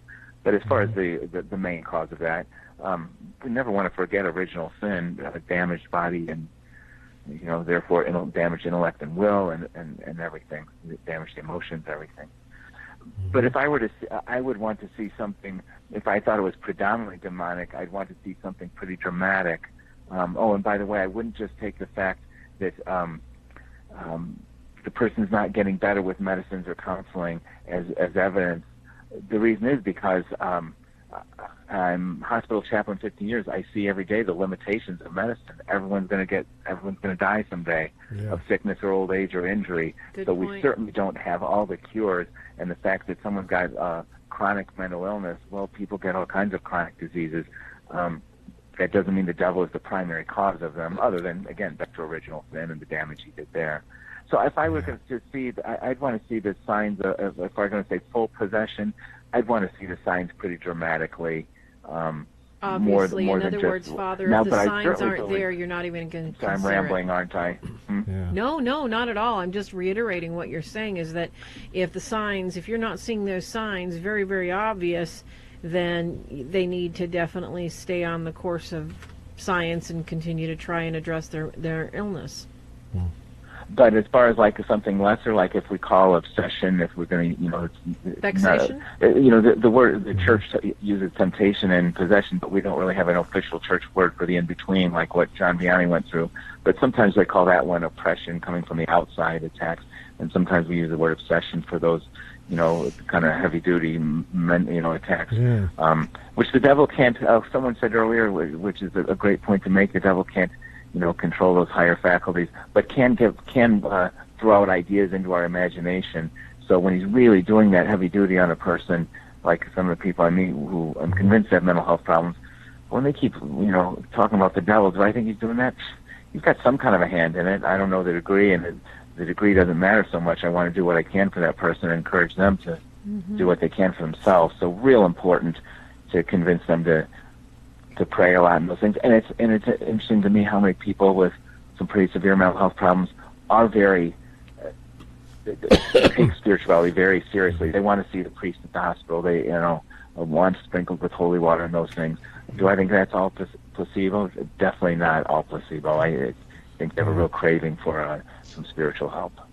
Yeah, that's right. Father, speaking of spiritual help, I was reading a book the other day that said basically when people are seeking help, they usually are seeking help, healing in 3 different areas of their life, and that is spiritual, mental, and physical. And so many times in these cases of extreme obsession, oppression, vexation, it seems that there's a great imbalance of, like you were saying, there's an imbalance of spiritual, physical, and mental. Could you talk about that a little bit and what you've seen in the hospitals? Gosh, I think, it's often a question batted about why modern day America seems to have so many more mental health problems. Exactly. And, whatever. Mm-hmm. What part of it I'm convinced is just the fact that we define it much more carefully. Look at, whatever, the 30 Years' War, when Central Europe was just devastated, millions of deaths in a time when there weren't that many millions of people there. Mm-hmm. There had to be tons of PTSD around for a couple generations after that. It's just that we didn't have, the definitions and the records and all of that. Mm-hmm. So I think that's one thing. I had a thought on another one, though. Oh, just the balance. Thank you. Yeah. I think part of it, what do a lot of us like to do, including myself, for our mental health? Well, get outside and be active. Well, when most people's work, let's say, I don't know whether 100 or depending on the culture, 50, 100, 1,000 years ago, when most people's daily work required being outside, being active, I think that was also good for mental health. Yes. And now so many of us Americans, it's the nature of the beast, we don't get outside. It's not required by our work to be outside and active. So I think that's a factor that we need to try and get a little bit of that balance and doing more of that. It's not built into our life anymore.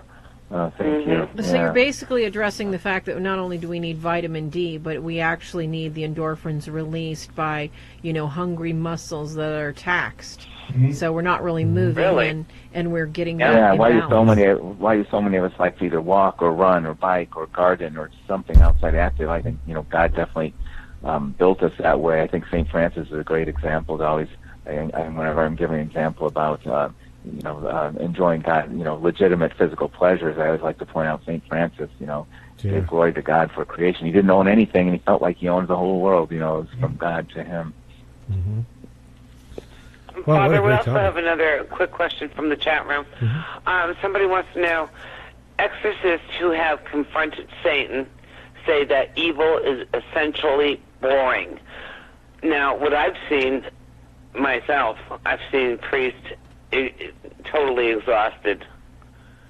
But what is your take on it? Satan that is essentially boring. Do you find that's a boring to an exorcist when they're confronted?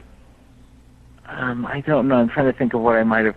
One exorcist did say that his main thing, if it's taking a number of sessions, that the frustration is the main factor for him. Just, Yes. Yeah, so maybe that's addressing that.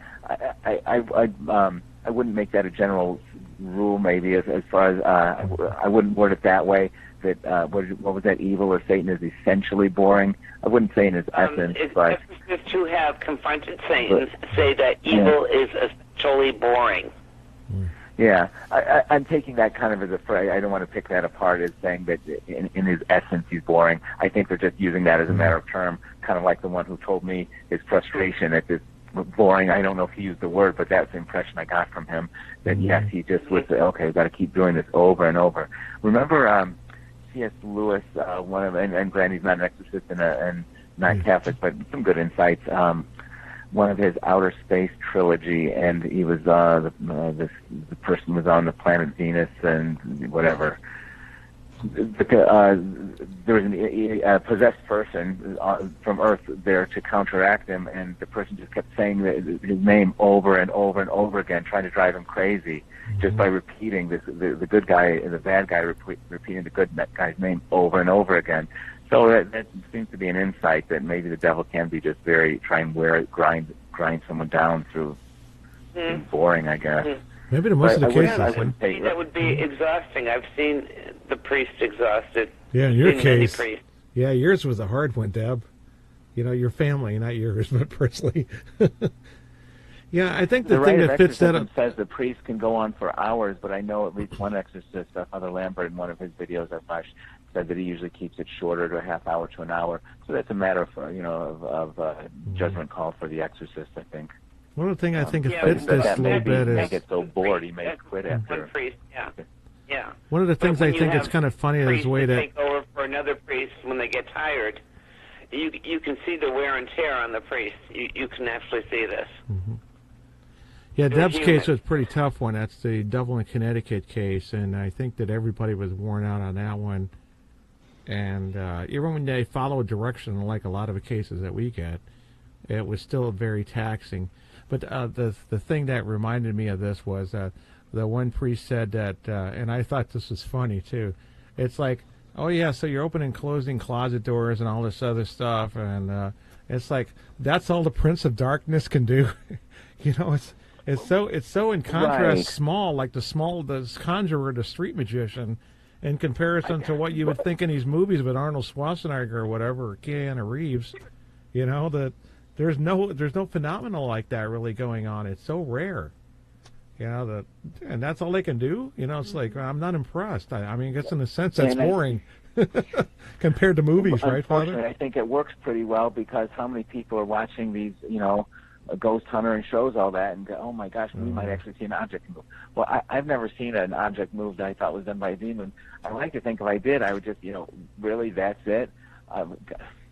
I mean, I forget where I put things all the time, so I wouldn't even know if the devil did that, or people sometimes say, you know, the devil would turn my lights on it because I know I turned them off.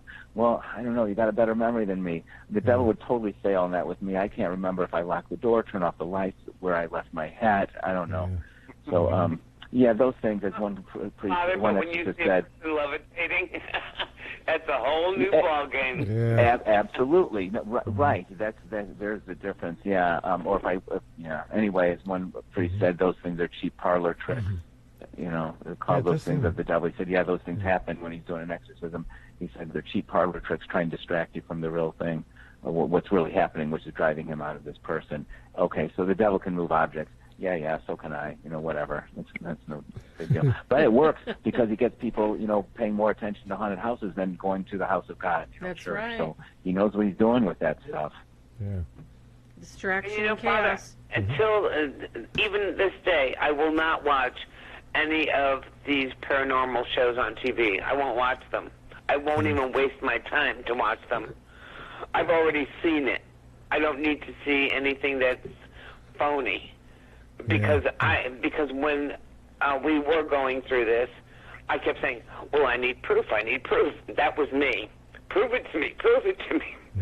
And everything I said, it didn't come exactly that minute that I asked for it, but it would catch me off guard when I least expected it.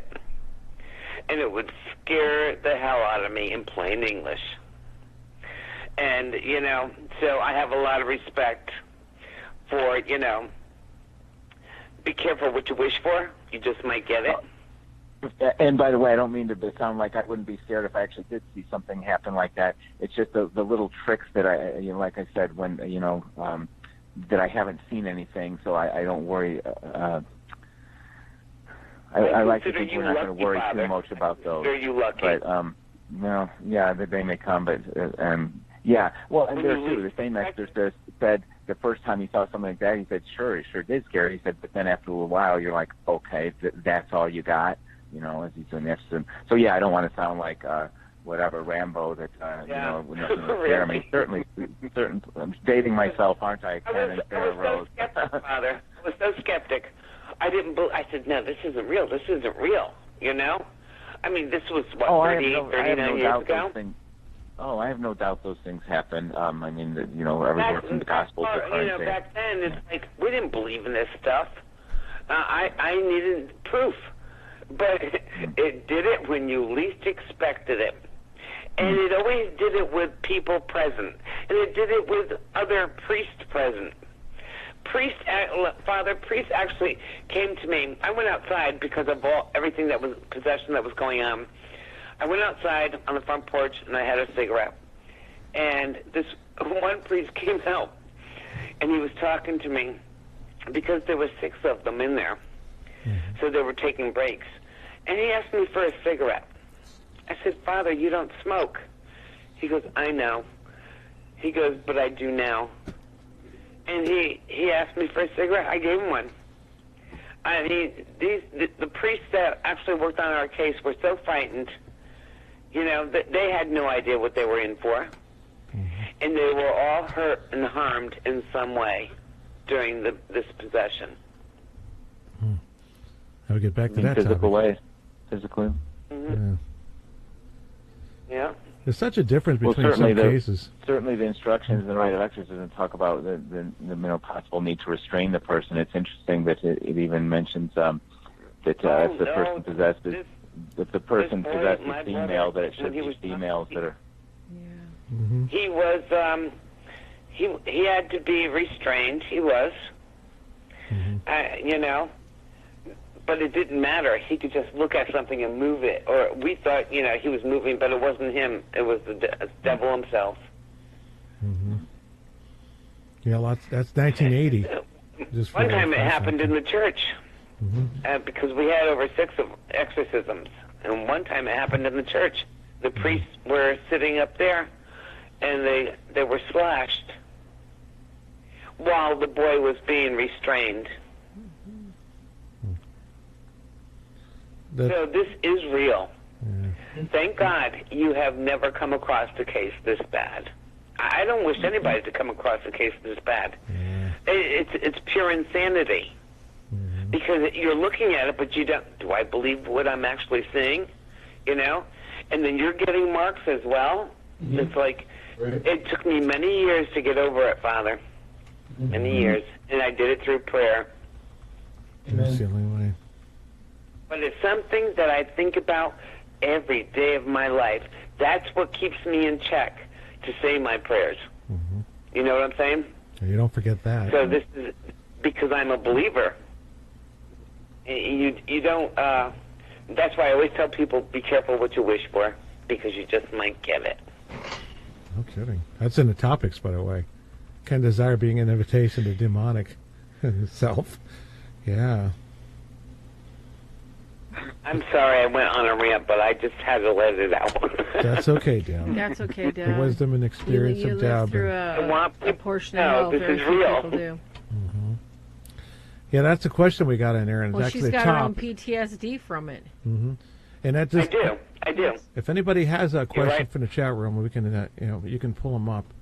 But we had one at the top of the list that says, "Can desire be an invitation to the demonic?" You just said, "Be careful what you wish for." It does seem to be true in a case even lately. When you can't, it's hard to convince somebody that you gave an invitation, to the person when it was just because they desired. Like the EVP thing is probably the best example. When they listen to a recording and they desire to hear, and demonic is more dramatic, so they love the drama. They want to hear a ghostly voice, and they listen and strain their ear for 6-7 hours. We get oppression cases that begin with that. That's not schizophrenic, because there's none of the signs there, for example. And it's like it haunts their ear, like it possesses the one ear, usually the left ear. And it begins just with a desire. It's not like I did this occult magic and stuff like that. Of course, sometimes you don't get that revealed, though. We use the word curiosity in our modern English, which is fine. It can mean a good thing, to want to learn. But there's also kind of an older classical definition of it that in translations of Aquinas, they would say it's a desire for knowledge outside of one's calling, or some definition like that, where it's pursuing knowledge that we have no good reason to pursue. And so not a good thing. And like you were just describing, that's not a good thing. Yeah. That was like that earlier thing, occult means hidden knowledge. I think Christopher was giving a reference to that hidden knowledge thing that people seek in the third eye. Right. And what's that? That's the tree of life, not the tree of life, excuse me, the tree of good and evil, right? Yeah. That's where that hidden knowledge come from. That's what Satan offered. Mm-hmm. Yeah. Isn't the tree of life the Kabbalah? I ran into that Yes, lately with it is. somebody. That's it. Yes. Well, the tree of life was in Genesis. I don't know what the Kabbalah is doing with it, but the tree of life is where we pull the God righteous knowledge from when we think. Mm-hmm. The tree of knowledge of good and evil is where we step outside God's goodness and righteousness and start going to this weird stuff like third eye and going for hidden knowledge.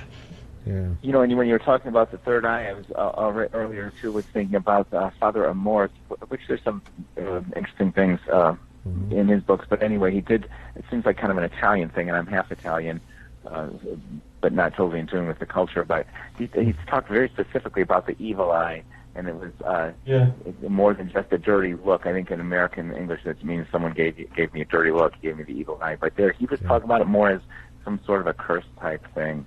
I'm not saying that's that third eye thing you're talking about, but it's just interesting how even the phrase "an eye" is kind of used in both of those. Yeah. It's okay. We have a case right now concerning an evil eye, and the neighbor has gone so far as to paint evil eye pictures on the lawn and point them at the person's house. Painted them on windows. It's really bizarre. Mm-hmm. It's just really, really, really bizarre. One of those, I think it was Amor too, that he said that Italian culture has that in the evil eye, that you look at them the wrong way or whatever. And he says that there had, the demons, how did you enter this person? Even the demon revealed, force in the name of Jesus, revealed that it came from this, someone through the evil eye curse or something along that lines. Yeah, so I guess anything that could be a diabolical curse instead of a Christian blessing is potential for an opening. Any evil wishes, evil desires, that's in Breaking Curses prayers. So that even wishing something would happen in your own mind, not doing some prayer or worship to the devil or, or I don't know, any kind of spell. And it still applies, I guess, to can desire being an invitation to a demonic. You desire that something bad happens, and something bad happens. Don't thank your lucky stars because you curse yourself. Something's going to happen to you. That's the thing to keep in mind too. It's more of a danger to the person who's thinking they're controlling the evil than the person they're trying to curse. Again, in one of his videos, you can find on YouTube, Father Lambert said he thinks that like curses and that kind of thing. Again, for those people who are doing all the right spiritual things, there's really nothing to worry about. Not that nothing can happen. It's just that if I'm already doing basically everything I should do, sacraments and sacramentals, then don't start worrying about those. But he said if a person's not, then maybe a curse they've already, if a person's already got some kind of relationship with evil, that kind of curse or something, evil eye, whatever, can maybe make that worse since there's already an opening there. But we've got to believe that our free will has some part in it. Again, I think that was Father Lambert or one of the other exorcists I talked to said, you don't wake up suddenly morning possessed. You've in some way, built a relationship with evil. Well, that's a good way to put it. The last line that you said, some way you built a relationship with evil. Because we're supposed to be building our relationship with Jesus Christ, and instead if I've been building with evil or the evil one, then I've got things to it. Then I better worry, Mm-hmm. That's quotable. That's how good that is. Because it's a recent case too. Desire led to an invitation somehow. You just kind of personified it. That you're giving homage to something paranormal, even if they were obsessed with the paranormal because of the death of the father. Like Houdini, his wife. I guess his mother is already deceased before that. Specifically with the case, Father, with the evil eye, the person was so upset. They went to one of the local New Age stores and bought an evil eye and put it in the window to shine right back on the neighbor. And not only that, I mean, it even gets better. The person hung pentagrams with, I don't know, some kind of weird substance hanging from them and hung them in all the windows. So the gal goes to the store and gets bagua And I'm like, do you know what a bagua is? She's like, no. I said, it's a demon. She says, no, it's a mirror. I said, no, get rid of it. Get some holy water. Get rid of it, please. What? So there's the steps that you just described about describing a relationship with evil, and she's wondering why she's had these problems since, it's a slow process. Mm-hmm. I ended my dissertation with a quote from Father, God rest his soul, Father Mott, an exorcist in Iowa for many years. He said, this is not rocket science, it's prayer, sacraments, and the sacramentals. And then he added, this is great, he said, just do what your Catholic mother told you, and if you didn't have a Catholic mother, do what your mother in church is telling you. That's so sweet. Yeah, that brings up, too, what Farrah just said. It's that there's this culture out there of confusing, and television's making it worse. A lot worse. And movies, and so media in general of any sort. It's this mixed faith. You got priests recommending sage even. And they're mixing Buddhism and Hinduism and all these other styles, just kind of like the way that yoga and transcendental meditation and centering prayer, which is, personification of the second one, they're all entering into the church in one way or another. All the Christian churches and the Jewish Shurim. Well, no, like what'd you say, like sage? I mean, there's, I don't know. I'll confess, I don't know the new Book of Blessings. By new, I mean 20 or 30 years old. Mm-hmm. I use the older one, which is we allowed to use, under certainly since Pope Benedict. In any case, I mean, there's a blessing of herbs. You can bless any herb, so it's less the inherent. If someone's thinking, oh, sage has some inherent power, I would say, no, it doesn't. What are you doing with it? Kind of like yoga.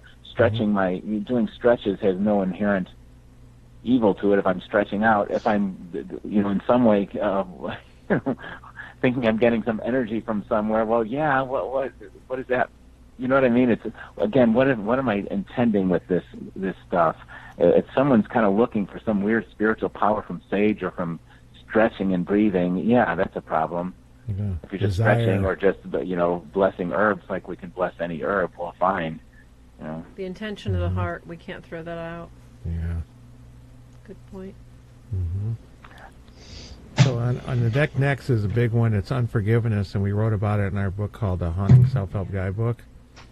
And because we realize that, for example, molestation victims, which can be a problem later on if they expose themselves to, quote-unquote, the paranormal or the occult, to let something in, that the first thing that they're going to find is this vulnerability because of that effect that that had a profound, especially when they're younger. Not that it doesn't happen when they're older, but it's worse. Unforgiveness, forgiving them themselves, or forgiving their attacker, or on other levels that we don't. It's hard to define. How does this affect us in spiritual warfare? And we'll start with that. I guess that a general question. How else to present it?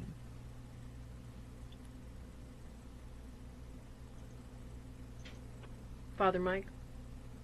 So I'm sorry. Can you tell me that again, please? Okay, unforgiveness in a way that can affect the spirit and say the progress of liberating somebody from a demon or yes. Forgiveness. Yeah, I think it's so important because I often talk to people, who say they're, well, I'm really trying to forgive this person, but sometimes still, whatever, depending on how bad the harm, whatever the gravity of the harm that was done to a person, there still can be bad days, bad weeks, whatever, when they say, gosh, I thought I'd gotten past this, I thought I'd forgiven them, and then, I don't. Well, I kind of tell them, Aquinas would say, I think he'd put it that mercy is a virtue that's the opposite of, anger, the sin of anger. So if it's a virtue, that means it needs to be practiced daily. And so I kind of, to get people to lighten up a little on themselves, because they're sometimes beating themselves up. I'm trying to forgive, I can't forgive. I kind of get them lighten up. I say, well, that's a daily thing. It's not like, it is like any other virtue. So the virtue of patience, I can't say, you know what, it was 3 weeks ago last Tuesday that I finished patience. It's great. Well, no, I never finished. I got to wake up tomorrow morning and be patient again. I got to wake up tomorrow morning and be merciful again, too. So I just, it's kind of a good news, bad news. It's good news that, hey, don't beat yourself up if you find yourself, wow, I still have some resentment toward that person for whatever. don't beat yourself up too bad. On the other hand, don't be complacent about it. Nope, today I've got to try again, say my prayers, not hang on to the angry thoughts, ask God's help for them and for me. Keep it up each day. We're not totally healed until heaven. This life, we're works in progress. So, it's a virtue. So being forgiving toward people, just keep it up every day. God, help me be forgiving again today to those who wronged me today and those who have wronged me in the past. Amen. And I honestly believe that, Father. Patience is a virtue, and everything happens in God's time, not our time. That's right. In His time. That's right. And I always tell people that, well, they want this, they want that. I pray every day for this or that. And I go, well, that's because, and it's not been answered yet. I said, because it's not in your time, it's in God's time. Yeah. When He's ready to fulfill that. Not when you want it or you deserve it. It's in His time, when He feels you deserve it. Mm-hmm. Yeah, unforgiveness is forgiveness or whatever. It's hard to recognize in yourself. Any tip you can give somebody to how to recognize it? Because they'll say, I forgive them, and then you'll see indications, or even in yourself, that I guess I don't forgive them because it doesn't take me much to set them off, and it's like internally you wish that there was some vengeance done on them through God, or that something bad would happen to them to sort of, give it back, like, let something come upon them. And I think that, sometimes people don't recognize that because they're like, I don't know, this is one of the ones that people struggle with. People also don't know when pride seeps in, like the religious types, the church ladies who gossip, and they're criticizing people that they feel are a threat to their pedestal position.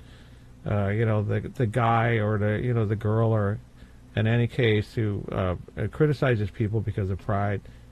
Unforgiveness, I think, is almost just as difficult to recognize, and it's a blindness to some degree. But we might be in purgatory a long time with unforgiveness, for example, if it's that held deeply. And how do you recognize that in oneself? Because there might be a lot of people who don't forgive. One guy didn't forgive his father for dying. How do you do that? But somehow or another, there was unforgiveness on that level.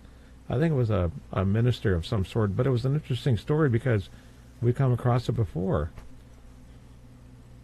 I think one thing that if the essence of love is hoping for this person's salvation, then forgiveness means kind of despite what they've done, I still want their salvation. Well, take that a step further. I want their salvation. That means I want them in heaven. So. And I want to get to heaven too. So do I really want to see them in heaven?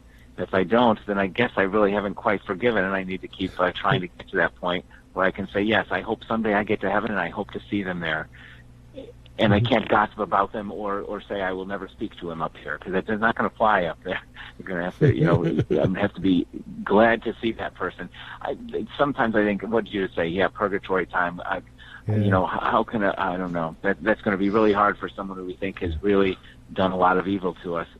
But it must be true, right? I mean, we can't be in heaven holding grudges and gossiping and being disappointed when so-and-so is there and I didn't want him here, But we have to somehow get all past all that. So make sure we're going in the right direction when we die, and if we need more purifying, we'll get it. Okay. Oh, that's for sure. We'll definitely get the purifying stage. It'll get burned out of us if need be, yeah. Oh, yeah, definitely. I could remember when my son died, I was so mad at God. I was mad at him. And then it came to me. I was mad at myself. And I felt he was punishing me for my sins. And then I was closer to God. I guess there's something good that came out of it on that. And, at least we can pray in our faith that when they have passed away and they are beyond this existence of life, that we can pray for their atonement, even if they were dark in their nature and they were our own kid or they were a close relative or of some nature or friend. Yeah, and that's a great thing about the Catholic, faith, the oldest Christian denomination, was that we have that hope. suicides don't go to hell all the time, for example. We don't know when they do, but we can pray that they don't, and God listens.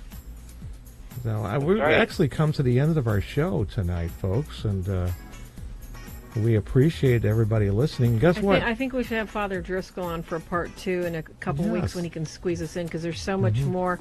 I didn't get to ask some questions out of the book either, and I'm sure everybody just was inhaling all your responses, Father, tonight, from what I could see. Although I don't know, but I sure enjoyed it. So I really appreciate it. I'm sure we'll be in touch and look forward to the next time. Absolutely. Yeah, we'll save those topics on deck. All the ones that you folks seen tonight. We'll put that on the part 2, and we'll talk to Father. Whichever ones we didn't get to, because I've got 2 on here that if I couldn't get to, Father. And thank you, Christopher and Michael Norton and Deb Johnson, and thank you so much, everyone out there, for being a part of our growing, learning, and sharing experience here. And we always want to remember that, guess what? God's in charge, folks. The fight's already been won, and we're here to help you fight that fight and win it right. So we want to tell Father Driscoll, thank you so much. What a treat it was having you on here. Yeah, thank you for your time. That's 2 hours. It's over 2 hours. No, it's been great. Thank you. Yeah. And hearing the St. Michael prayer 3 times in one night, that was even the best. Oh, my God. Yeah, I really feel blessed now. I know, I totally feel. I'm ready to go to bed tonight. Our Fellowship of the Swords, otherwise known as the Fast 5, will be, was it Fast 4 or Fast 5? Fast 5. The Faster 5. We'll be back, the Fast 5. The Faster 5 will fastly come back. We'll be back next Thursday, same time, same channel, and we'll definitely talk to be arrange for a schedule to have Father Driscoll back on. Yes. Thank you, everybody, for watching and listening. You see, it's right. We're talking to you out there. We appreciate it, and we're here for you. So if you need anything from any of us, you know how to get a hold of us. Be there, be square, that kind of thing. So God bless you all. Thanks again, Father. Good night, folks. Thank you. Signing out. Good night.